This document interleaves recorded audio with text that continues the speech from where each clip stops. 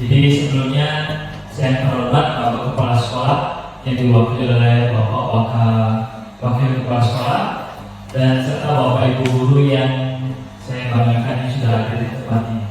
Oke, jadi pada siang hari ini kita akan membahas tentang diseminasi mengenai menyebarkan pemahaman dan penerapan pengalaman tentang budaya positif di sekolah kita di SMA Negeri 9.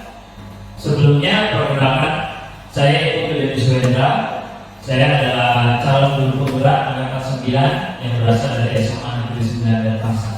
Mungkin sebelum kita lanjut tentang membahas tentang budaya positif, kira-kira dari Bapak Ibu sekalian pernah tidak mendengar apa itu budaya positif? Kira-kira entah itu yang ada di lingkungan sekolah ataupun di lingkungan sehari-hari Bapak Ibu, entah di rumah ataupun di lingkungan yang lain. Kira-kira budaya positif pernah dengar? Pernah dengar. Mungkin ada dari Bapak Ibu sekalian, mungkin ada yang mau berpendapat budaya positif itu seperti apa kalau ada di sekolah. Boleh, Pak Davi. Baik Pak Neni, terima kasih atas waktunya. Budaya positif adalah pembiasaan atau kebiasaan hal-hal baik yang meliputi sifat atau perilaku, khususnya di sekolah. Luar biasa sekali ya Bapak Ibu yang jadi saya tahu guru-guru SMA Negeri 9 adalah guru-guru yang hebat, guru-guru yang luar biasa ya. Jadi menurut Pak Davi, budaya positif adalah pembiasaan hal-hal yang baik ya, terkhusus yang ada di sekolah di SMA Negeri 9 Denpasar. Mungkin ada lagi contoh penerapan budaya positif yang ada di sekolah seperti apa Pak Davi? Budaya positif yang ada di sekolah kira-kira seperti apa? Oke, mungkin dari Bapak Ibu sekarang masih merasa asing ya, budaya positif itu apa? Budaya hubungan dengan hal-hal yang bersifat positif, apalagi diterapkan di sekolah kita. Ya, mungkin ini yang akan kita bahas selanjutnya. Oke, jadi selanjutnya akan kita bahas tentang budaya positif. Namun sebelum budaya positif kita bahas lebih lanjut, yuk kita SBK dulu ya, hal-hal yang simpel dulu ya. Jadi fungsinya SBK adalah berusaha agar bisa fokus mengikuti materi yang akan disampaikan pada hari ini. Ya.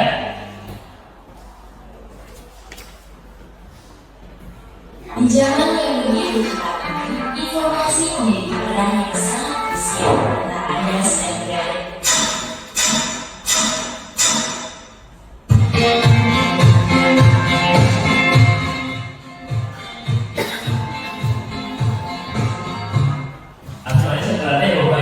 Bapak Ibu sudah pernah tahu kan ya, atau sudah sebutkan warnanya dengan tulisannya. Jadi nanti kita akan sebutkan bareng-bareng dengan keras warnanya apa, tapi bukan tulisannya yang disebutkan ya. Pasti Bapak Ibu sudah tahu kan ya permainan tadi ya, pasti.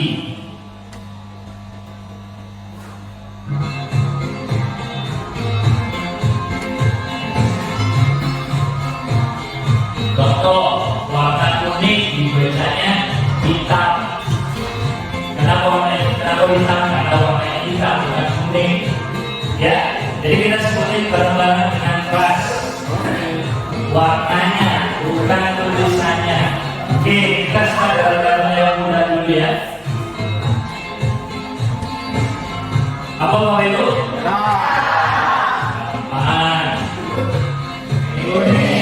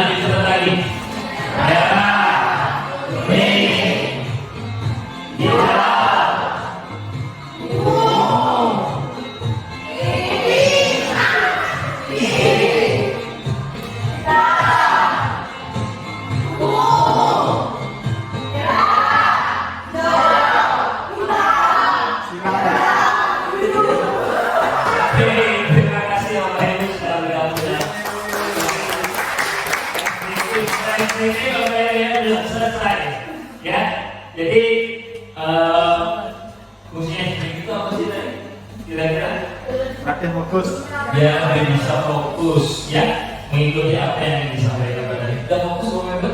Nah ya, harapannya apa yang saya sampaikan nanti bisa Bapak Ibu pahami dan mungkin bisa Bapak Ibu terapkan ya. Oke, kita lanjut sekarang.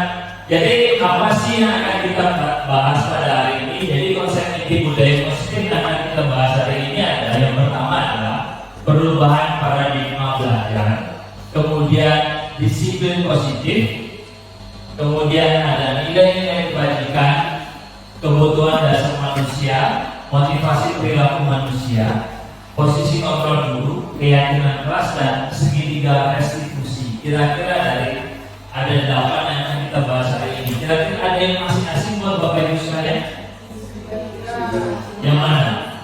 Segitiga restitusi itu yang ada masih asing. Ada lagi?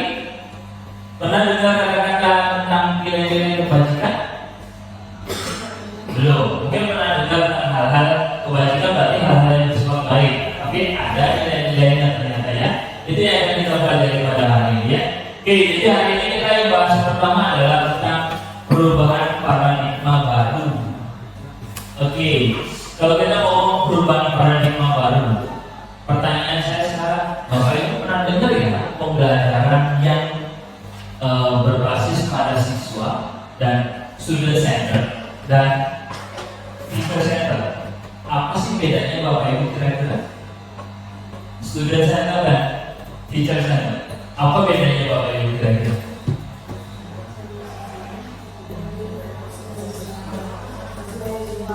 Ya, jadi ya seperti yang sudah disampaikan Bu Sita ya, jadi kalau student center itu lebih berfokus kepada siswa, sedangkan kalau teacher center lebih berfokus dan berpusat kepada gurunya. Ya, kira-kira dari Bapak Ibu sekalian yang ada di sini sudah menerapkan yang student center atau teacher center? Sudah keduanya, bagus. Sudah keduanya sudah sangat luar biasa berarti ya. Apakah masih ada yang fokus ke teacher center? Tidak ya, pasti. Karena harapan saya adalah semua guru yang ada di SMA Negeri 9 semuanya sudah menerapkan yang namanya student center. Kenapa? Jadi pembelajaran dengan paradigma baru merupakan pembelajaran yang dirancang berdasarkan prinsip pembelajaran berdiferensiasi. Apa sih berdiferensiasi itu? Different, berbeda. Jadi kita menganggap tidak semua siswa itu tidak kita anggap sebagai individu yang sama. Setiap siswa punya perbedaan dan karakteristik masing-masing ya. Jadi mulai dari gaya belajar, kebutuhannya seperti apa. Jadi pembelajaran yang kita laksanakan itu adalah pembelajaran yang memenuhi kebutuhan dari siswa, bukan memenuhi kebutuhan dari gurunya. Ya, oke. Jadi sehingga para peserta didik belajar sesuai dengan kebutuhannya, berdasarkan tahap perkembangan sesuai dengan teori psikologi modern dan mewujudkan profil pelajar Pancasila. Ada berapa dimensi profil pelajar Pancasila Bapak Ibu? Ada 6. Ya, seperti yang kita tahu ada 6 profil pelajar Pancasila. Yang pertama adalah beriman, bertakwa kepada Tuhan Yang Maha Esa dan berakhlak mulia. Ya, jadi biasanya bisa diterapkan dalam bentuk seperti apa? Kalau ini untuk profil pelajar Pancasila yang pertama, ya biasanya bisa diterapkan dengan sikap-sikap yang menunjukkan hal yang positif, misalkan sopan santun kepada orang tua, ya. Misalkan yang kedua bisa apa lagi? Bisa berdoa sebelum dan sesudah pembelajaran, ya. Kemudian kebinekaan global, menghargai perbedaan. Kemudian bergotong royong, saling membantu, bekerja sama, tapi bukan untuk hal yang bersifat negatif, ya. Bukan bergotong royong ketulangan, tidak seperti itu, ya. Jadi berkolaborasi antara siswa dengan guru. Kemudian kreatif. Nah, seperti yang kita lihat sekarang ini, kita ngomong masalah proyek, itu kan juga menuntut kreativitas dari siswa seperti apa ketika mengerjakan proyeknya, ya.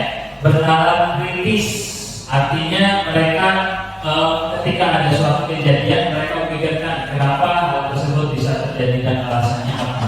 Kemudian mandiri, jadi menuntut bagaimana siswa siswa bisa secara individu ataupun secara berkelompok bisa melakukan pembelajaran secara mandiri. Ya.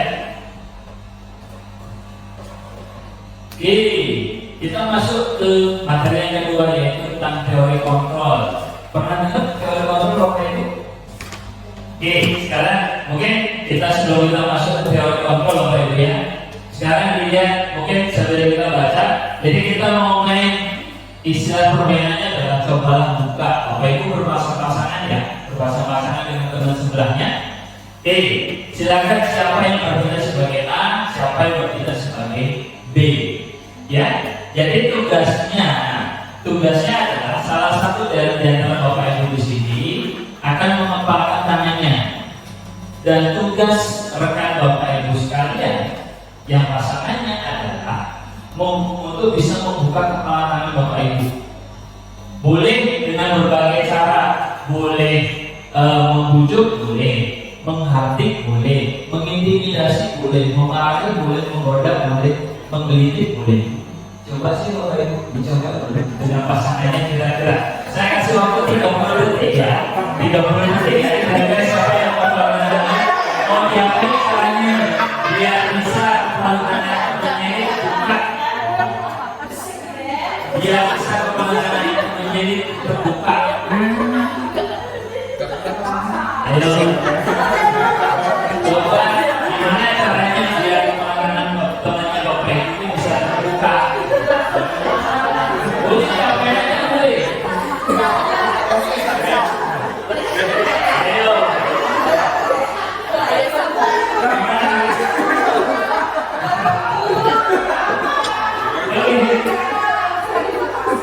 Ada yang berhasil terbuka Bapak Ibu?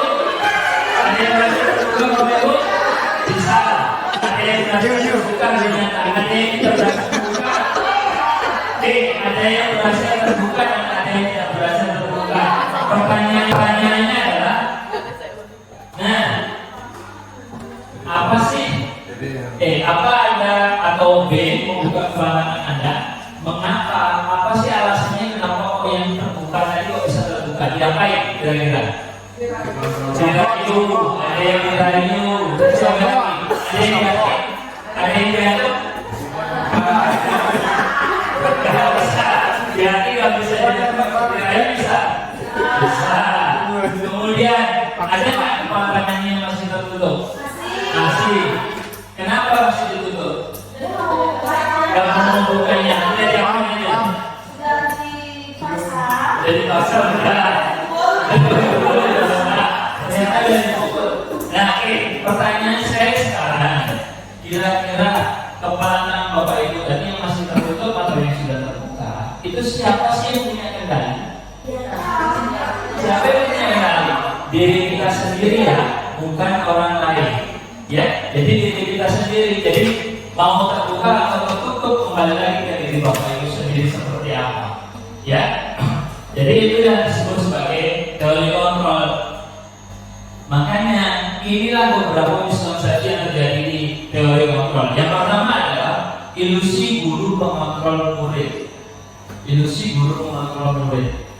Maksudnya gimana? Selama ini kita merasa kita suruh siswa jalan, ya ikuti apa yang kita suruh ya. Sebenarnya mereka mau jalan. Menurut Bapak Ibu mereka mau jalan karena mereka yang mau jalan atau mereka ngikutin apa yang kita mau? Mereka mau jalan. Nah, sebenarnya mereka akan jalan ketika mereka mau, bukan karena gurunya yang meminta atau menyuruh. Tapi apa yang kita pahami adalah mereka mau jalan karena kita yang guru.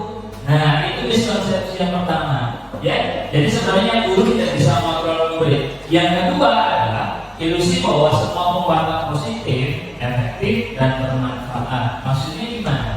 Oke, pertama Bapak Ibu kira-kira ketika ketemu siswa kerjanya bagus nih, dipuji. Ya, sering kayak gitu ya, Pak, kerjanya bagus, kerjanya bagus, nah teruskan, kayak gitu ya. Terus kira-kira ketika anak itu kerjanya bagus, tapi Bapak Ibu nggak sempat puji, apa yang terjadi?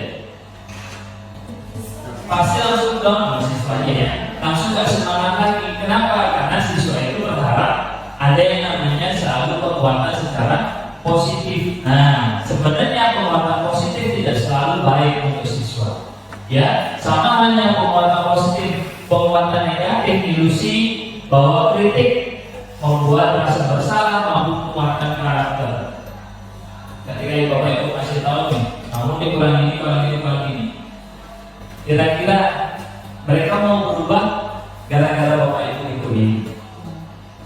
Kamu bisa terlambat nih, besoknya nggak terlambat. Kira-kira mereka itu nggak terlambat karena keinginan mereka nggak terlambat atau karena Bapak Ibu yang nyuruh mereka nggak terlambat?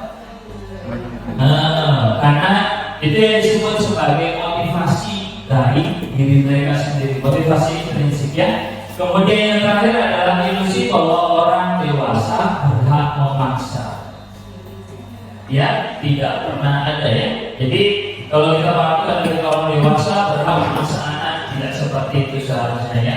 Jadi yang bisa kita kasih tahu ke mereka hal yang positif ya, tapi tergantung ke diri mereka sendiri motivasi prinsipnya seperti apa ya. Jadi tujuan kita hari ini adalah bagaimana berusaha untuk menciptakan motivasi dari dalam diri mereka sendiri ya.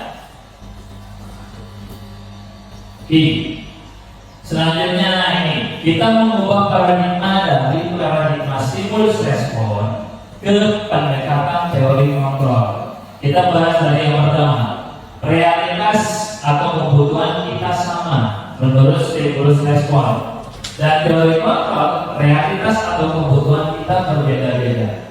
Benar Bapak Ibu? Berbeda-beda atau sama? Anak yang ada di dalam kelas usianya sama. Mereka berada di posisi yang sama, di tempat yang sama, mendapatkan hal yang sama, kebutuhannya sama atau berbeda? Pasti berbeda. Makanya terciptalah sekarang yang namanya pembelajaran berdiferensiasi sesuai dengan kebutuhan masing-masing siswa. Kemudian stimulus respon yang kedua, semua orang melihat hal yang sama. Sedangkan teori kontrolnya setiap orang memiliki gambaran yang berbeda-beda. Benar ya? Jadi sesuai, mereka pasti melihat sesuai dengan kebutuhannya seperti apa. Kemudian yang ketiga, kita mencoba mengubah orang agar berpandangan sama dengan kita. Teori kontrolnya, kita berusaha memahami pandangan orang lain tentang dunia. Jadi orang pasti punya pandangan masing-masing, tapi terkadang kan orang yang maunya maksa orang lain biar sama dengan pandangan kita. Ya, jadi hal yang seperti itu harus dihindari pada teori kontrolnya. Kemudian perilaku buruk dilihat sebagai suatu kesalahan. Teori kontrolnya semua perilaku memiliki tujuan.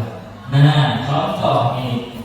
Jadi setiap kesalahan yang kita tahu dari siswa, kejadian hal-hal yang negatif itu sebagai kesalahan. Ya, sebenarnya itu yang kita tahu ya selama ini ya. Padahal seharusnya apa yang kita lihat dari siswa, apapun yang mereka lakukan itu adalah punya tujuan masing-masing. Maksudnya tujuan masing-masing gimana? Karena nanti kita akan bahas ada yang disebut sebagai kebutuhan dasar manusia. Ya. Kemudian kita lanjut, ada menurut stimulus respon orang lain bisa mengontrol saya. Menurut teori kontrol hanya Anda yang bisa mengontrol diri Anda sendiri. Sama halnya yang kita mainkan tadi ya. Jadi kita tidak bisa ada orang lain yang bisa mengontrol kita. Yang bisa mengontrol kita hanya diri kita sendiri. Ya. Terus saya bisa mengontrol orang lain. Teori kontrolnya adalah Anda tidak bisa mengontrol orang lain. Ya. Jadi Bapak Ibu punya kuasa sebesar apapun, tidak akan pernah bisa mengontrol orang lain seperti apa ketika orang tersebut tidak ingin melakukannya. Ya. Kemudian menurut stimulus respon, pemaksaan ada pada saat hubungan gagal. Teori kontrolnya kolaborasi dan konsensus menciptakan pilihan-pilihan baru. Maksudnya gimana Bapak Ibu? Karena Bapak Ibu ada siswa-siswa yang maaf secara notabene, secara perilaku kurang terpuji, dikasih tahu berkali-kali ada responnya. Nah, jadi kita anggap pemaksaan itu bisa berlangsung kayak gitu. Sebenarnya hal yang yang lebih baik dilakukan adalah yang pertama kolaborasi, diajak siswanya diskusi, tanya alasannya apa, ya. Kemudian dicari solusi bersama. Jadi diperolehlah konsensus, ya, kesepakatan antara guru dengan siswa. Kemudian yang terakhir adalah stimulus respon. Jadi model berpikir menang kalah seharusnya sudah diperlukan. Jadi yang harus kita lakukan sekarang adalah model berpikir menang-menang. Jadi ketika siswa salah, dikasih tahu, kita anggap guru karena siswanya yang nurut, dianggap gurunya yang menang, siswanya yang kalah. Seharusnya nggak seperti itu, ya. Jadi sebaiknya kalau ketemu siswa yang seperti itu, kita ada diskusi, kita cari bagaimana solusinya. Jadi yang positif bagi guru juga positif bagi siswa. Jadi tujuannya adalah untuk bisa meningkatkan sikap tanggung jawab dari siswa. Oke? Masih semangat Bapak Ibu? Masih semangat Bapak Ibu? Ayo bagiannya yuk. Kalau saya sebut Semansia, jaya, jaya, jaya. Lemes banget. Semansia, kayak gitu. Semangat lah. Walaupun itu tidak jawab-jawab Indonesia. Oke, disiplin positif. Kalau dengan kata disiplin, apa sih kira-kira Bapak Ibu yang akan kita dipikirkan Bapak Ibu? Disiplin berkaitan dengan peraturan, berkaitan dengan apa lagi? Mengikat, mengasah, ya. Jadi sebenarnya disiplin itu bukan hal-hal yang seperti itu. Sebenarnya disiplin itu diambil dari kata disiplina, artinya belajar. Ya, jadi sebenarnya disiplin itu adalah arti dasarnya adalah belajar. Jadi disiplin yang mengacu pada disiplin diri yang memiliki tanggung jawab terhadap apa yang dilakukan berdasarkan nilai-nilai yang diyakini. Ya, nah disiplin positif merupakan salah satu cara penerapan disiplin yang bertujuan untuk menumbuhkan kesadaran serta memberdayakan peserta didik tanpa imbalan atau reward, ancaman atau hukuman. Jadi tujuannya disiplin positif ini adalah bagaimana menumbuhkan siswa yang disiplin tanpa harus kita pertama takut-takuti, kedua tanpa harus kita puji, misalkan berikan reward secara positif. Jadi mereka melakukan hal yang bersifat disiplin karena diri mereka sendiri. Makanya sebagai seorang pendidik, tujuan kita adalah menciptakan peserta didik yang memiliki disiplin diri sehingga mereka berperilaku mengacu pada nilai-nilai kebajikan universal dan memiliki motivasi intrinsik dalam perubahan perilaku ke arah yang lebih baik. Itu tujuannya. Jadi intinya tujuan kita adalah bagaimana membuat siswa bukan hanya memahami materi, tapi juga memiliki pribadi yang lebih baik lagi dari sebelumnya. Nah, di sini ada kata-kata nilai-nilai kebajikan universal. Pernah dengar Bapak Ibu nilai-nilai kebajikan? Kira-kira nilai-nilai kebajikan apa yang Bapak Ibu tahu? Nilai-nilai kebajikan belum pernah dengar, ya? Jadi nilai kebajikan adalah nilai yang disepakati bersama terlepas dari suku bangsa, agama, bahasa maupun latar belakangnya. Jadi nilai kebajikan ada banyak jenis. Jadi yang pertama kita bahas adalah profil pelajar Pancasila seperti yang sudah disebutkan tadi, ya. Beriman, bertakwa kepada Tuhan Yang Maha Esa, dan berakhlak mulia, mandiri, bertata kritis, kebinekaan global, bergotong royong dan kreatif. Sedangkan yang ada organisasi berikutnya yaitu organisasi ibu, yaitu Primary Leaders Program (PIP). Jadi ada beberapa nilai kebajikan. Yang pertama adalah toleransi, rasa hormat, integritas, mandiri, menghargai, antusias, empati, keingintahuan, kreativitas, kerjasama, percaya diri, dan komitmen. Dan ada lagi organisasi tentang keterampilan hidup. Jadi di sini ada beberapa nilai kebajikan: dapat dipercaya, lurus hati, pendengar yang aktif, tidak merendahkan orang lain, dan memberikan yang terbaik dari diri.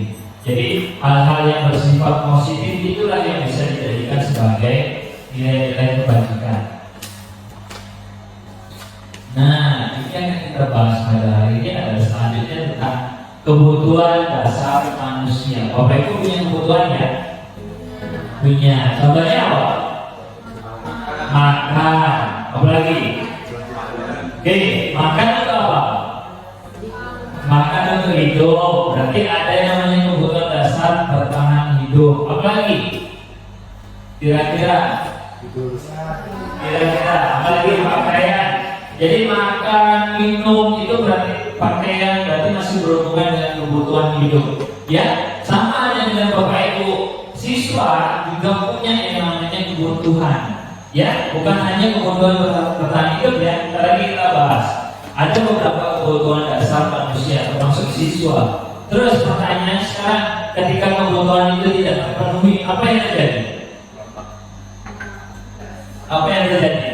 Terjadilah yang namanya penyelewengan atau pelanggaran. Ya, makanya dikatakan setiap perilaku atau kejadian itu pasti punya alasan. Ya, pasti punya dasar. Jadi makanya kebutuhan dasar manusia adalah segala sesuatu yang kita lakukan untuk mendapat apa yang kita inginkan. Seluruh tindakan yang kita lakukan memiliki tujuan tertentu, dan semua usaha terbaik yang kita lakukan adalah dalam rangka agar kebutuhan dasar kita terpenuhi dengan baik. Nah, kebutuhan dasar manusia itu ada 5 ternyata Bapak Ibu. Yang Bapak Ibu tahu selama ini, kan kita tahunya kebutuhan dasar makan, minum, berpakaian itu masih cuma satu kebutuhan hidup. Kebutuhan dasar hidup yaitu tentang bertahan hidup. Jadi makan, pakaian, tempat tinggal, keamanan dan kesehatan itu berhubungan dengan bertahan hidup. Ternyata kita masih punya 4 kebutuhan yang dasar, kebutuhan dasar yang lain. Yang pertama, kasih sayang dan rasa diterima. Jadi di sini juga ada rasa diterima, dipedulikan, berbagi, kerjasama, menjadi bagian dalam kelompok. Jadi kan mungkin ada ya di kelas Bapak Ibu yang Bapak Ibu ada, ketika dalam kelompok ternyata tidak ada yang teman-teman kelompoknya. Ya, nah terus apa yang dilakukan? Ya ngapa-ngapain dong? Nanti dianggap semua kelompoknya tidak kerja, ya kan?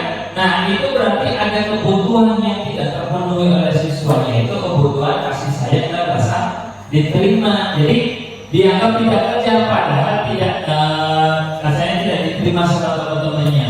Nah terjadilah pelanggaran atau penyelewengan disebut ketidaksesuaian. Kemudian ada kebutuhan yang ketiga yaitu tentang penguasaan, harga diri, keinginan untuk dianggap memimpin, berprestasi, diakui dan dikenal. Ada kan Bapak Ibu ya? Pasti anak-anak yang haus akan prestasi yang pertama. Kemudian yang kedua anak-anak yang haus akan dipuji, dikasih tahu hal-hal yang positif, kerja kamu bagus. Nah itu juga bentuk kebutuhan juga penguasaan. Yang keempat adalah kebutuhan tentang kebebasan. Jadi kebebasan di sini adalah mandiri, memiliki pilihan, mencoba hal baru, mampu mengendalikan arah dirinya. Jadi kebebasan di sini misalkan ada juga Bapak Ibu ketika kita ngajar anaknya ngomong aja di mana mungkin pikirannya. Pasti ada yang kayak gitu Bapak Ibu ya. Nah itu berarti bentuk kebebasan yang tidak terpenuhi, kebutuhan tentang kebebasan yang tidak terpenuhi. Jadi bagaimana Bapak Ibu bisa menciptakan suatu pembelajaran yang tidak hanya untuk bisa memenuhi kebutuhan siswa, misalkan melaksanakan pembelajaran diskusi di luar kelasnya juga bisa. Jadi mungkin dengan mengganti suasana kita bisa memenuhi kebutuhan siswa. Kemudian ada kebutuhan yang 5 yaitu kebutuhan tentang kesenangan, bermain, humor, antusias dan tertawa. Jadi pasti ada juga siswa yang banyak yang suka bercanda seperti itu ya. Itu sebagai bentuk yang memenuhi kebutuhannya. Kemudian ada yang disebut berikutnya yaitu motivasi perilaku manusia. Motivasi perilaku manusia. Jadi motivasi itu sebetulnya ternyata ada 2 jenis Bapak Ibu ya. Jadi motivasi ekstrinsik dan motivasi intrinsik. Kalau motivasi ekstrinsik berarti dari luar, mungkin dari hal yang positif ataupun dari hal yang negatif, misalkan untuk menghindari ketidaknyamanan atau hukuman. Saya tanya Bapak Ibu ya, Bapak Ibu sekolah atau bawa motor ya? Pakai helm ya? Kira-kira kenapa sih Bapak Ibu pakai helm? Ayo, jujur, kenapa kira-kira pakai helm? Ya, tidak kena tilang. Berarti dia tidak berarti menghindari yang namanya hukuman atau ketidaknyamanan. Ada lagi? Ada yang mau pakai helm karena biar selamat? Nah, pasti. Makanya di dalam diri manusia pasti ada dua komponen itu, ya, motivasi ekstrinsik dan motivasi intrinsik. Jadi motivasi ekstrinsik itu adalah menghindari ketidaknyamanan atau hukuman. Dan yang kedua yang positif adalah untuk mendapatkan imbalan atau penghargaan dari orang lain. Itu motivasi ekstrinsik. Ternyata dibanding motivasi ekstrinsik, ternyata lebih bagus yang motivasi intrinsik. Jadi motivasi dari dalam diri untuk menjadi orang yang mereka inginkan dan menghargai diri sendiri dengan nilai-nilai yang mereka percaya. Jadi mereka itu melakukan tanpa harus dilihat, tanpa harus diawasi, tanpa harus dihadik, tanpa harus dipuji. Jadi mereka mau melakukan karena mereka sendiri yang menginginkannya. Kami lakukan dari dalam diri sendiri. Ya. Selanjutnya kita bahas tentang hukuman, konsekuensi, dan restitusi. Dari ketiganya ada bahasa yang asik, restitusi. Kira-kira hukuman dan konsekuensi sama atau beda? Beda. Ya, jelas beda. Kalau hukuman itu tidak terencana atau tiba-tiba, ya. Jadi murid tidak tahu apa yang akan terjadi, tidak dilibatkan. Bersifat satu orang dan berupa hukuman fisik atau psikis, ya. Nah, contohnya apa Bapak Ibu? Contohnya apa Bapak Ibu? Kira-kira aja, misalkan datang terlambat, ya, dicatat. Terus habis itu dia apa? Disuruh ngapain? Nah, suruh nyapu. Kira-kira hukuman atau konsekuensi? Hukuman, ya. Tidak terencana, tidak tertulis, ya. Bedanya dengan konsekuensi adalah terencana, disepakati sesuai dengan peraturan. Jadi kalau sudah ada peraturan, kalau terlambat segini, misalkan disuruh ngapain, dipanggil orang tua kah atau yang lain, nah itu bentuk konsekuensi, ya. Jadi murid tetap tidak nyaman, walaupun harus melanggar, tetap tidak nyaman juga. Sikap guru selalu memonitor murid, jadi lebih memonitor, tidak menghati. Kalau hukuman tadi menghati, ya. Sedangkan kalau restitusi itu adalah proses menciptakan kondisi bagi murid untuk memperbaiki kesalahan. Jadi murid itu tahu murid itu salah, ya, tapi mereka memikirkan sendiri bagaimana solusi untuk memperbaiki kesalahan tersebut.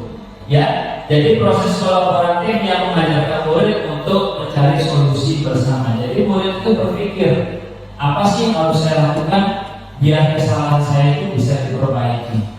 Ya, tidak cuma sekedar dikasih dan mereka jalan, tidak seperti itu. Mereka biarkan berpikir juga bagaimana, ya. Oke. Posisi kontrol seorang guru. Pernah dengar Bapak Ibu, ya? Posisi kontrol seorang guru, ya? Ada 5 jenis posisi kontrol. Yang pertama adalah penghukum, yang kedua adalah pembuat rasa bersalah, yang ketiga adalah teman, yang keempat pemantau, dan yang kelima adalah manajer. Pernah dengar Bapak Ibu guru sebagai manajer di dalam kelas, ya? Jadi ada 5 posisi kontrol. Kira-kira posisi kontrol Bapak Ibu di kelas seperti apa? Yang mana kira-kira yang lebih dominan? Yang mana? Penghukum? Kalau saya biasanya saya banyaknya adalah penghukum, teman, sama pemantau biasanya. Oke, Bapak Ibu sekalian, ada yang punya posisi kontrol yang lain juga? Pernah membuat rasa bersalah?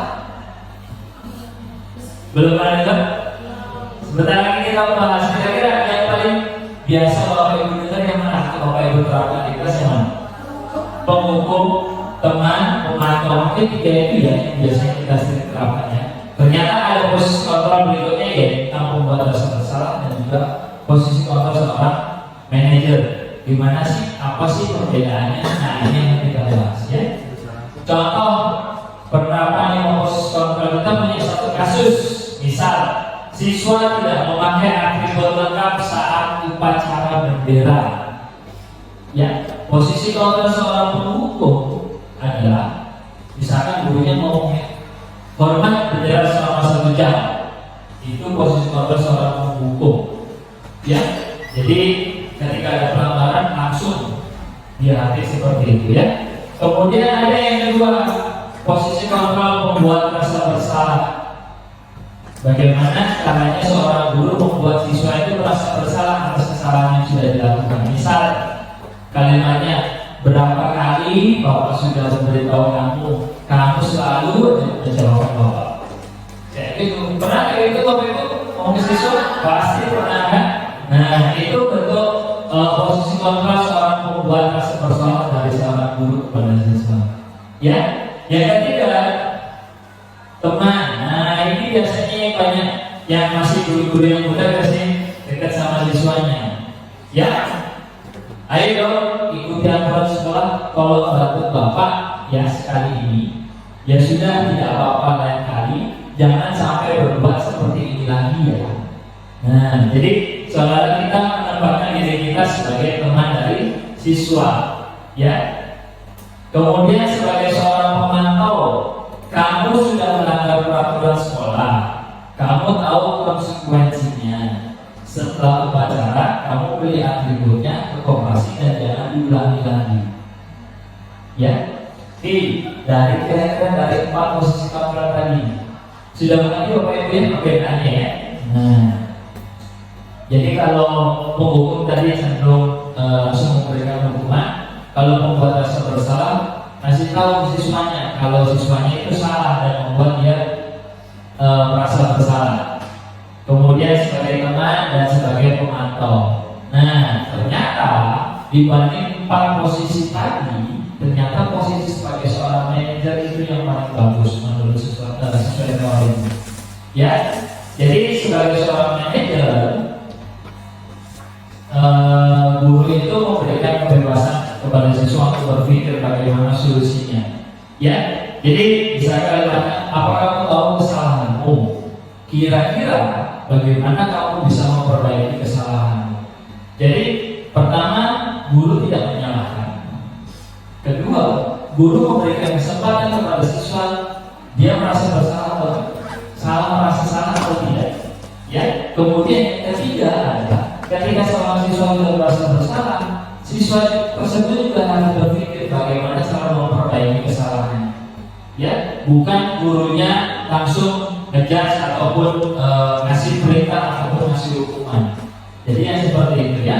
Jadi dengan kondisi seperti ini, jadi siswa dan guru kondisinya jadinya ada kolaborasi, tidak cuma sekedar dari guru satu arah kepada siswanya. Nah, saya kata kita udah bahas tinggal 5 posisi kontrol ya. Ternyata ada 5 posisi kontrol yang biasanya tidak kita tahu. Ya, saya sekarang kasih contoh. Kira-kira nanti Bapak Ibu tentukan ya posisi kontrol yang sesuai yang mana ya. Posisi kontrol yang pertama adalah saya kecewa sekali dengan kamu. Iya, jelas ya. Jadi membuat rasa bersalah. Kemudian kalimat yang kedua, kamu tidak pernah benar melakukannya. Ayo, yang mana? Yang mana? Langsung ngejudge. Kamu tidak pernah benar melakukannya. Yang mana? Iya, hukum. Ya. Kalimat berikutnya, apa rencana kamu untuk menyelesaikan masalah ini?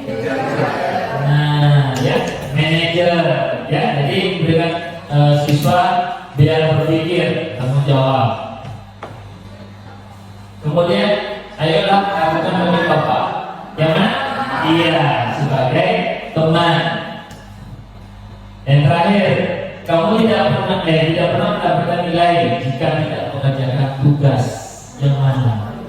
Ya, yang terakhir pemantau. Ya, nah seperti itu ya. Jadi saya Bapak Ibu pilih posisi kontrol mana yang sesuai dengan Bapak Ibu. Tapi disarankan yang paling baik adalah posisi kontrol sebagai seorang manajer. Ya, jadi bisa meningkatkan motivasi intrinsik dari siswa karena itu yang terpenting. Ya. Kemudian yang tempat berikutnya adalah tentang keyakinan kelas. Mengapa keyakinan kelas? Kenapa bukan peraturan kelas? kelas. Kira-kira bedanya apa? Kira-kira bedanya apa? Keyakinan dari diri sendiri. Silakan Bapak Ibu, saya berpendapat bebas itu aja. Kan sekarang pelajaran merdeka, ya. Kurikulum merdeka bebas berpendapat, mau benar mau salah urusan belakang, yang penting berpendapat dulu. Kira-kira kenapa kok keyakinan kelas bukan peraturan kelas? Karena yang kita tahu selama ini kan peraturan kelas tuh, ya. Nah, mengapa keyakinan kelas? Hah?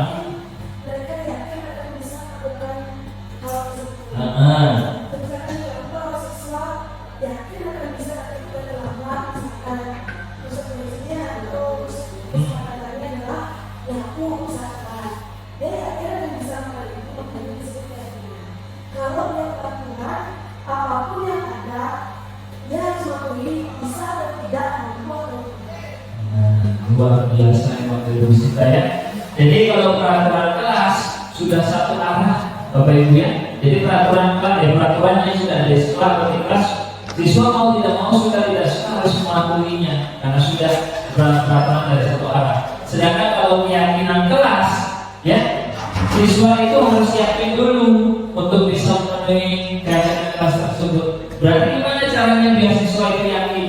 Ya siswa yang membuat keyakinannya, bukan dari guru kepada siswa, ya, tapi dari siswa untuk siswa sendiri, ya. Jadi itu alasannya ya, kenapa keyakinan kelas bukan peraturan kelas. Dan ini disarankan, bukan disarankan, diharuskan seharusnya setiap kelas punya keyakinan kelas, ya. Makanya waktu kita kan Ibu Sri juga meminta kepada wali kelas untuk membuat keyakinan kelas. Pertanyaannya sekarang sudah sesuai belum keyakinan kelas yang Bapak Ibu buat?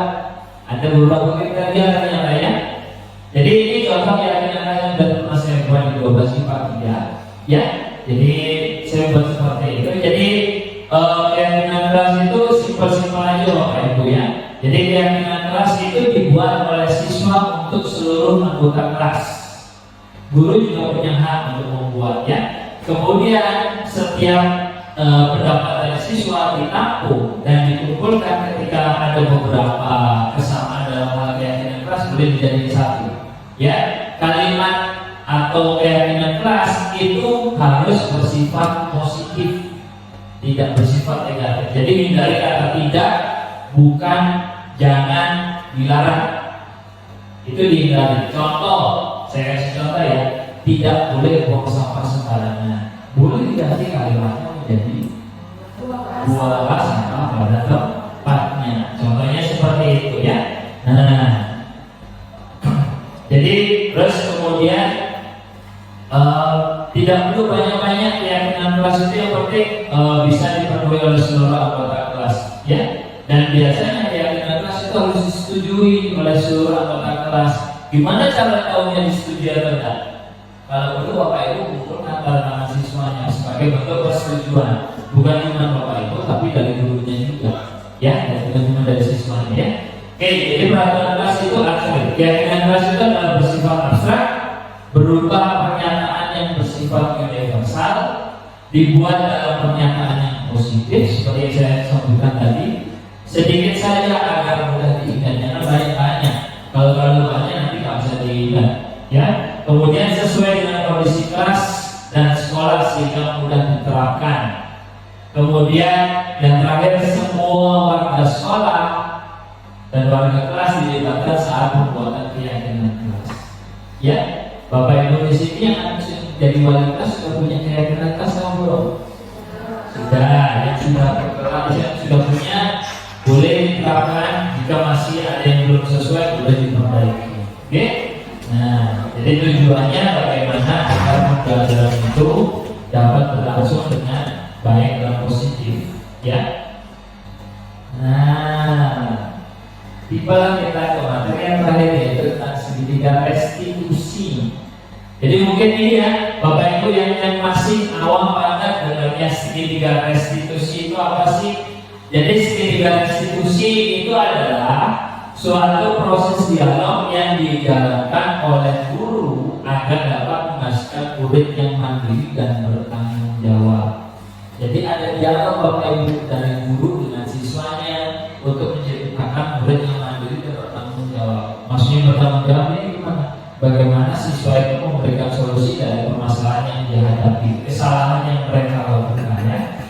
Jadi segitiga restitusi itu ada 3 tahapan. Yang pertama adalah menstabilkan identitas.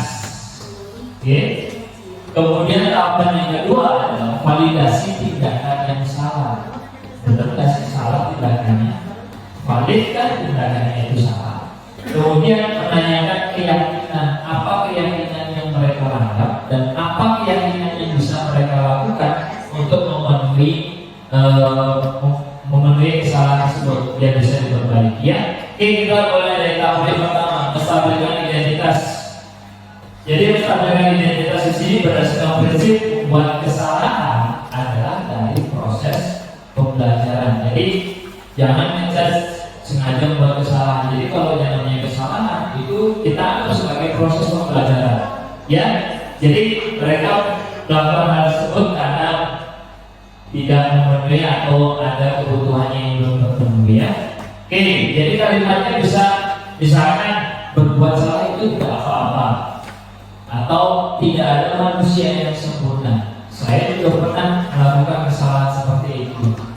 Ya, atau bapak tidak tertarik mencari siapa yang salah, tapi bapak ingin mencari solusi dari permasalahan ini. Kemudian misalkan bisa kamu berhak merasa begitu, atau apa kamu sedang mencari teman yang baik buat dirimu sendiri. Ya, jadi itu menstabilkan identitas. Nanti saya kasih contoh sedikit restitusi yang sudah pernah saya lakukan dengan siswa. Kemudian validasi tindakan yang salah berdasarkan prinsip setiap perilaku berupaya memenuhi suatu kebutuhan tertentu.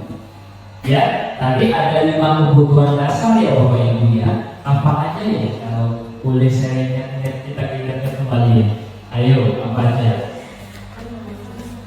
Apa aja ayo? Apa aja ayo? Bertahan hidup, kemudian kasih sayang dan diterima. Apa lagi?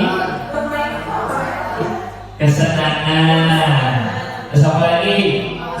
Penguasaan dan kebebasan. Ya, jadi tindakan yang salah. Ya, ini yang jadi pertanyaan kita. Jadi tindakan yang salah atau perilaku pelanggaran itu terjadi karena ada kebutuhan hidup atau kebutuhan dasar yang tidak terpenuhi. Ya, misal gimana? Ada pelanggaran, terus kenapa sih pelanggaran itu terjadi? Berarti ada alasan kebutuhan yang tidak terpenuhi. Ya Bapak Ibu ya, misalkan anak pagi-pagi datang ikut pelajaran kantor. Apa alasannya? Bisa aja alasannya pertama tidak sarapan. Ya, otomatis kebutuhan ini terpenuhi, kebutuhan dasar bertahan hidup. Kayak gitu misalkan ya. Contoh yang lain tadi, kerja kelompok tapi anaknya nggak kerja, satu orang nggak kerja. Ditelusuri apa alasannya? Bisa aja alasannya tidak diterima oleh temannya, ya berarti ada kebutuhan tentang kasih sayang dan rasa diterima yang tidak terpenuhi. Ya, jadi kalimat keduanya misalkan kamu pasti punya alasan mengapa melakukan hal itu, kemudian padahal kamu bisa melakukan hal yang lebih buruk dari ini. Kemudian kamu pasti punya alasan mengapa melakukan hal itu, kemudian kamu patut bangga pada dirimu sendiri karena kamu telah melindungi sesuatu yang penting buatmu. Kalau misalkan dia ada hal yang positif yang dia lindungi, ya. Kemudian kamu boleh mempertahankan sikapmu itu, tapi kamu harus menambah sikap yang baru. Ya, kalau ada perubahan yang harus dilakukan. Ya. Kemudian tahapan yang terakhir adalah menanyakan keyakinan. Berdasarkan prinsip teori makro bahwa pada dasarnya kita termotivasi secara intensif. Ya, jadi menanyakan keyakinan. Kenapa sih saya bahas tentang keyakinan kelas tadi? Ada kaitannya Bapak Ibu ya. Jadi keyakinan kelas itu adalah keyakinan yang sudah disepakati oleh seluruh anggota kelas ya. Jadi ketika ada pelanggaran, berarti kan ada keyakinan yang dilanggar. Misalkan datang terlambat, berarti keyakinan apa yang dilanggar? Misalkan kedisiplinan, seperti itu ya. Jadi kita tanyakan ke siswa, kesalahan yang dilakukan itu keyakinan mana yang tidak sesuai, ya. Terus keyakinan kedua adalah bagaimana siswa itu bisa mencari solusi dari permasalahan yang dia lakukan, ya. Misalkan apa yang kita percaya sebagai kelas atau keluarga, terus apa nilai-nilai umum yang kita telah sepakati. Misalnya keyakinan kelasnya sudah dibuat ya. Terus apa bayangan jika tentang kelas yang ideal. Terus yang terakhir adalah kamu mau jadi orang yang seperti apa? Ya. Oke, jadi saya kasih contoh pendapat segitiga restitusi.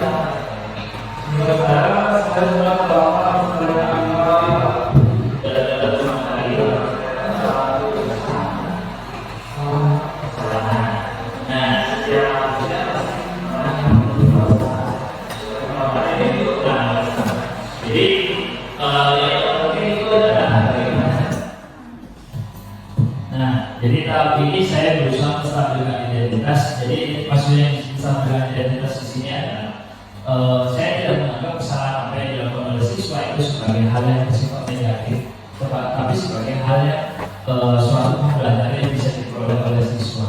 Jadi saya menganggap di sini, saya menempatkan diri saya di sini sebagai teman bagi siswa. Jadi yang saya anggap teman bagi siswa di sini adalah bagaimana kesalahan yang dilakukan oleh siswa ini juga bisa dilakukan oleh orang lain, termasuk saya. Saya juga pernah melakukan kesalahan, wajar kalau siswa melakukan kesalahan. Tapi bagaimana hal yang positif yang bisa diambil adalah kesalahan yang dilakukan tersebut tidak diulangi lagi dan bisa memahami apa yang harus dilakukan biar tidak terulang lagi ya.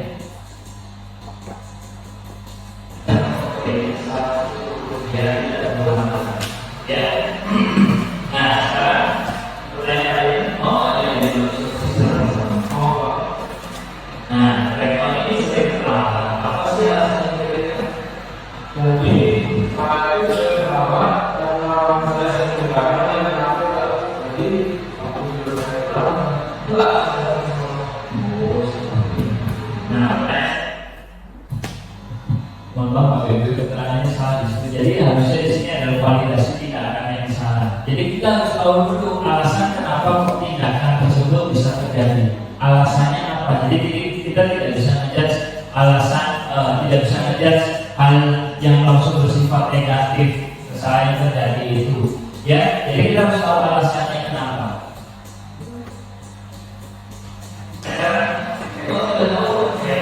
Nah, ini tahap yang terakhir adalah keyakinan itu. Ada yang keyakinan relasinya. Disiplinnya untuk rekor disiplin itu.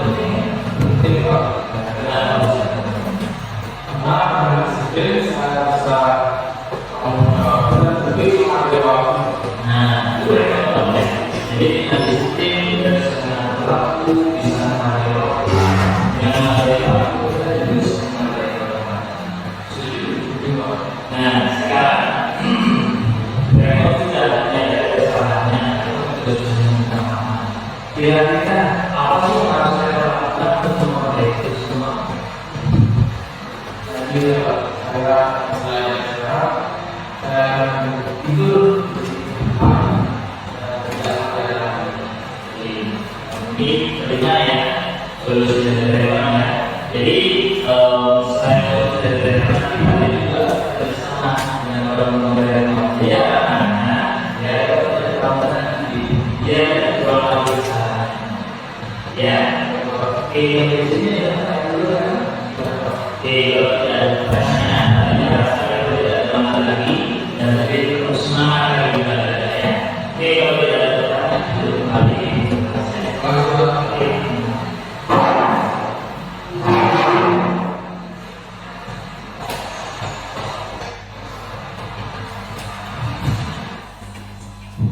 gimana Bapak Ibu? Sudah punya gambaran asli restitusi ya. Jadi kurang lebih restitusi itu adalah bagaimana kita menyelesaikan permasalahan yang dihadapi oleh siswa dan untuk permasalahan tersebut bukan cuma kita kasih hukuman, tapi bagaimana bisa menciptakan siswa yang mandiri dan bertanggung jawab dari atas apa yang sudah dilakukan. Apa yang sudah dilakukan ya. Oke, sampai di sini Bapak Ibu masih semangat? Masih, yakin masih semangat? Oke, jadi akhirnya kita sampai ke bagian penutup ya Bapak Ibu ya. Sampai di sini sebelum saya tutup Bapak Ibu ada pertanyaan dari Bapak Ibu sekalian tentang apa yang kita dari medali ini. Apa yang jadi saya berdiri di sini cuma sekedar berbagi aja Bapak Ibu ya. Saya kira Bapak Ibu di sini sebenarnya sudah menerapkan tugas masing-masing. Cuman bagaimana biar kita bisa lebih mengerti apa yang harus kita laksanakan ya. Jadi jika tidak ada pertanyaan saya tutup. Jadi saya tutup dengan kalimat dalam penerapan program disiplin positif hendaknya guru memiliki standar kepribadian profesional dan sosial yang baik di mana guru mampu merefleksikan diri dalam posisi kontrol saat ini. Ya, jadi harapannya dalam posisi kontrol yang diharapkan adalah posisi kontrol sebagai seorang manajer. Bagaimana perjalanan diri sebagai among sebagai manajer. Jadi among itu menuntut, ya. Jadi kita sebagai seorang guru adalah tugas kita adalah menuntut siswa, ya, yang menuntut murid-muridnya menjadi insan yang mandiri, merdeka dan bertanggung jawab sesuai dengan standar nasional yang diberikan. Baik, jika Bapak Ibu tidak ada yang ditanyakan, saya ucapkan terima kasih seperti Bapak Ibu sekalian karena sudah mau kita berbagi tentang budaya positif. Baik, jika tidak ada pertanyaan, saya tutup pertemuan kali ini. Saya ucapkan terima kasih sekali lagi. Saya tutup dengan para bersama. Om Santi Santi Santi Om. Terima kasih Bapak Ibu.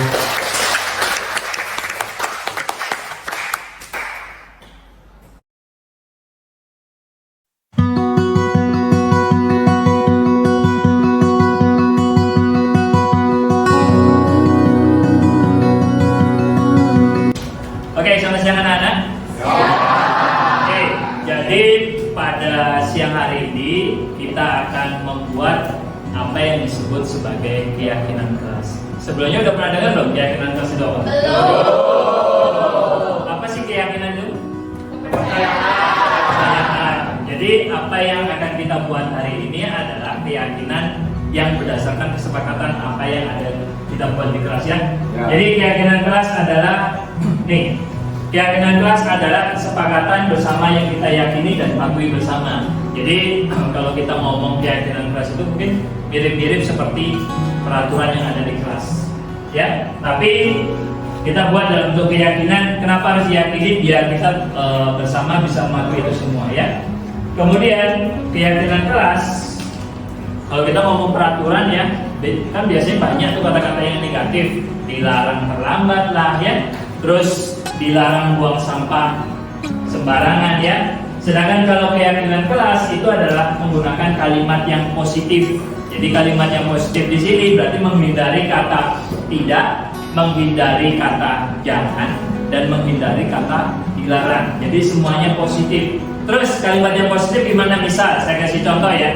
Misalkan dilarang buang sampah sembarangan. Tinggal diganti aja kalimatnya menjadi buang sampah pada tempatnya. Terus contoh yang lain misalkan dilarang terlambat. Apa kata penggantinya?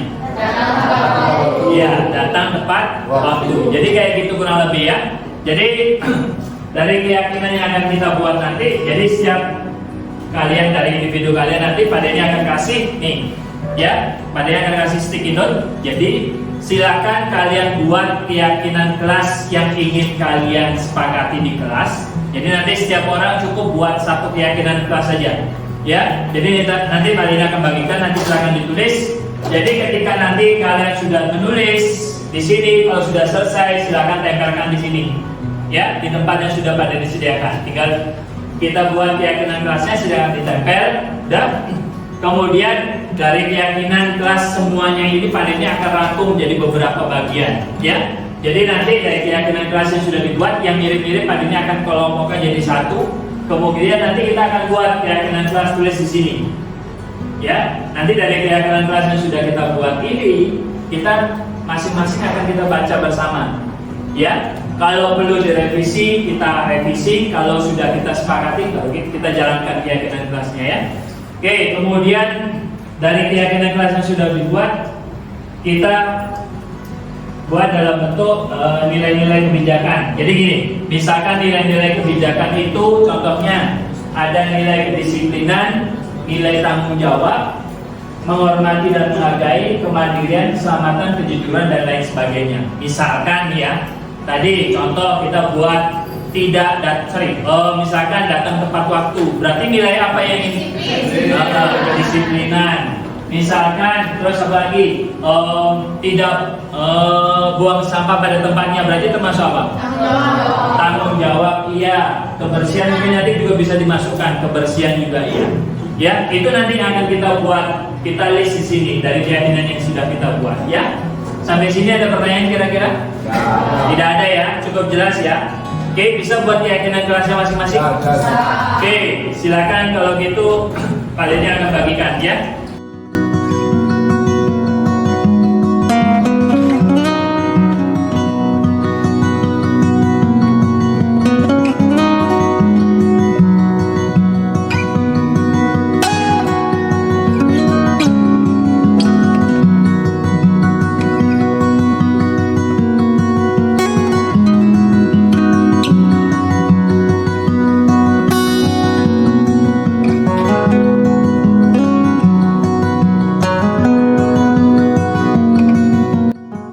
Oke, silakan ditulis keyakinan kelas yang ingin kalian sepakati dan tolong diberi identitas ya, biar jelas ya.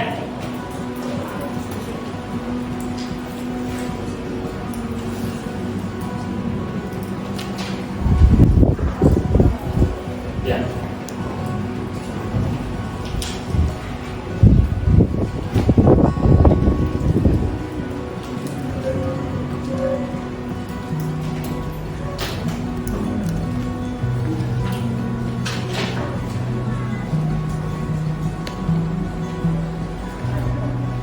Oke, sudah selesai semua ya? Sudah. Oke, kalau sudah selesai semua, pada diminta secara bergantian untuk menempel keyakinan kelas yang sudah kalian buat ya. Boleh bergantian satu persatu. Silakan dulu, dari sana aja dulu deh. Vito, silakan. Vito, Eva, ya, tempel aja langsung di sini.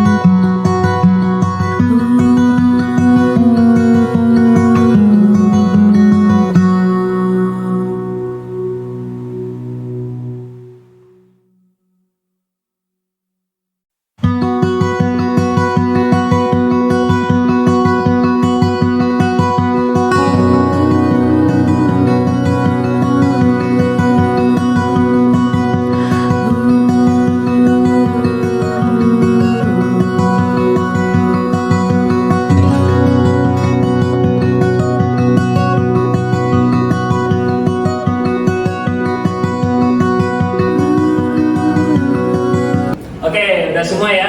Udah semua nempel keyakinan kelasnya ya? Ada yang belum?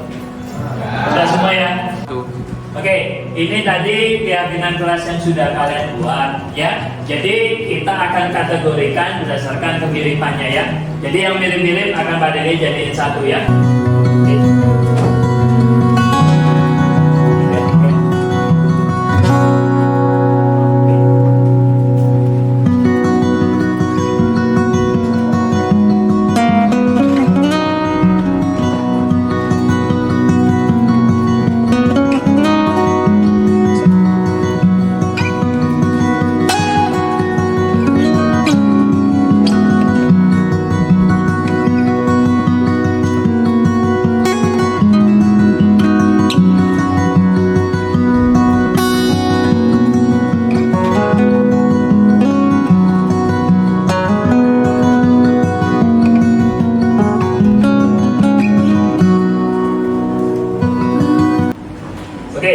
Jadi ini yang setelah Pak Dede kategorikan ya.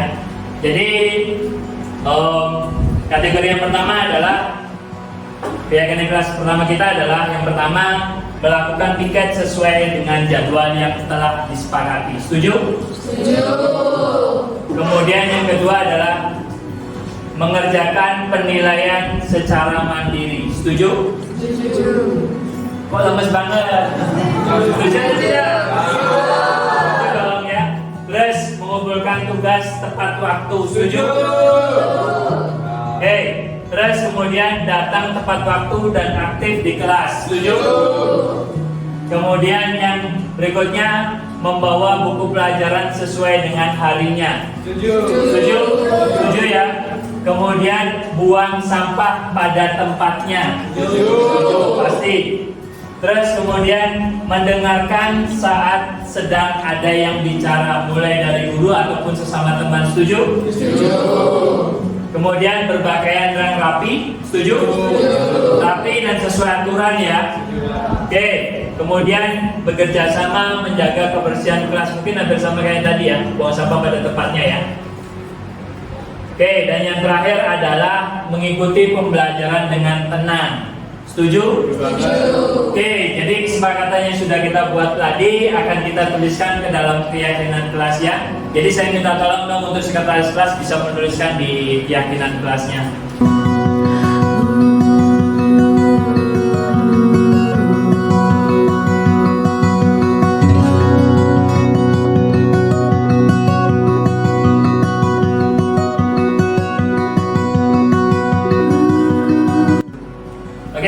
Tadi sudah dituliskan ya sama teman kalian Ari tentang keyakinan kelasnya.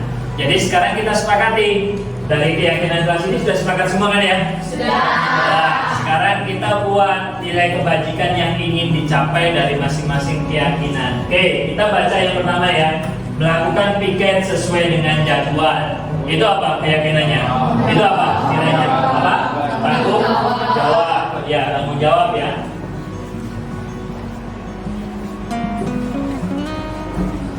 Oke, yang kedua, mengerjakan penilaian dengan mandiri. Itu apa? Kemandirian. Boleh kemandirian bisa dengan jujur. Ini ya. Yang ketiga, mengumpulkan tugas tepat waktu dengan apa? Disiplin. Disiplin, tanggung jawab juga ya.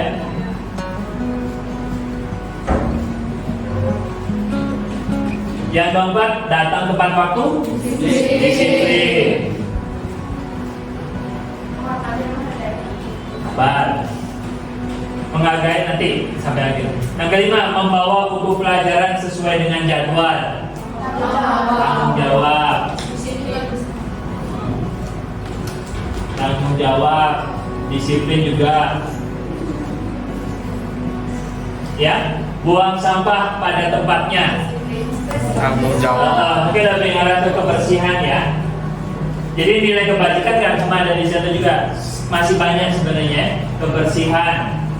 Terus mendengarkan saat ada yang berbicara, menghormati dan menghargai.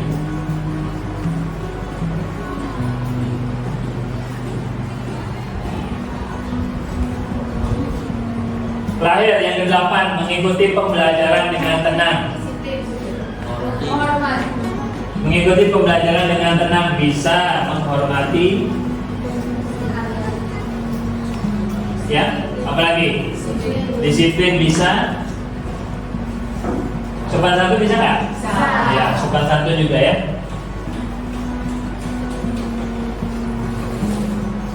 Oke, berarti semua sudah setuju ya? Kira-kira ke sini ya.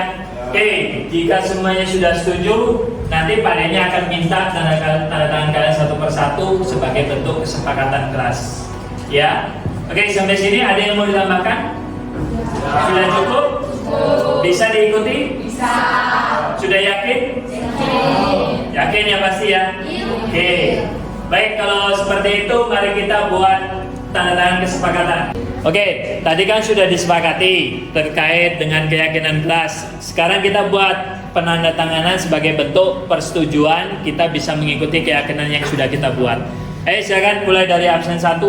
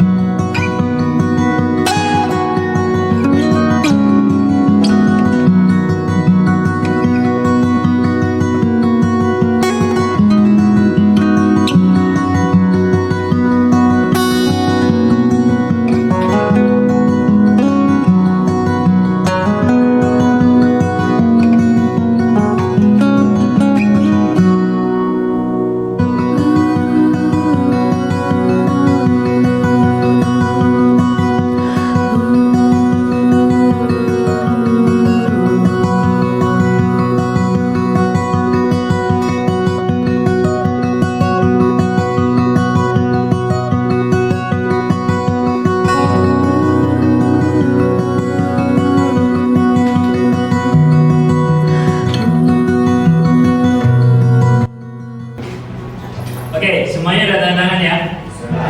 Oke, jadi tanda tangan ini sebagai bentuk kesepakatan kita dalam melaksanakan keyakinan kelas. Sekarang sekali lagi saya tanya, sudah sepakat semuanya kan ya? Sudah. Sudah siap untuk menjalankan? Sudah. Oke, jadi harapannya Pak Denny, keyakinan kelas ini bukan cuma sekedar ditulis, tapi bisa diterapkan dalam kehidupan kalian sehari-hari di proses pembelajaran ini ya. Oke, jika ada yang bertanyakan nggak? Oke, kalau tidak ada yang mau ditanyakan, kita tutup ya pertemuan kita kali ini dalam menyusun keyakinan kelas, sehingga harapannya keyakinan kelas ini jadikan kalian nanti sebagai individu yang lebih baik lagi. Oke, jika tidak ada pertanyaan, saya tutup. Fajar. Pada asana Paramo Santi. Oke, selamat siang.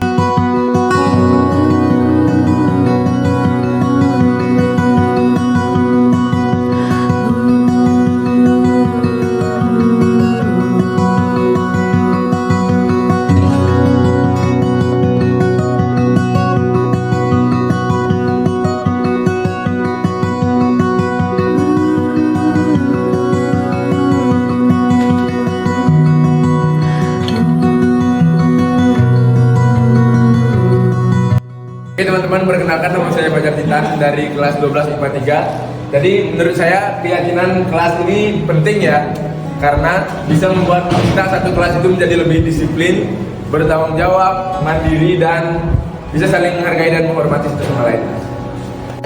Oke, perkenalkan nama saya Dewa Gede Putra Soto Pramana. Saya dari kelas 12 IPA 3. Jadi keyakinan kelas ini sangat penting untuk kelas kita, karena dengan adanya keyakinan kelas ini kita sebagai kelas 12 IPA 3 bisa menjadi lebih bertanggung jawab dan bisa lebih terarah untuk menjadi lebih baik ke depannya. Saya Putri Evangelisaya Putih dari kelas 12 IPA 3. Jadi keyakinan kelas itu sangat penting untuk siswa di kelas 12 IPA 3. Tentunya untuk kelas lain juga sangat penting. penting dikarenakan keyakinan kelas ini kita bisa menjadi lebih pribadi yang lebih baik lagi. Misalnya dari kita dari sering ceramah itu bakal bisa datang lebih tepat waktu lagi, dan ya pokoknya kita bisa merubah diri kita lebih baik lagi dari keyakinan kelas ini.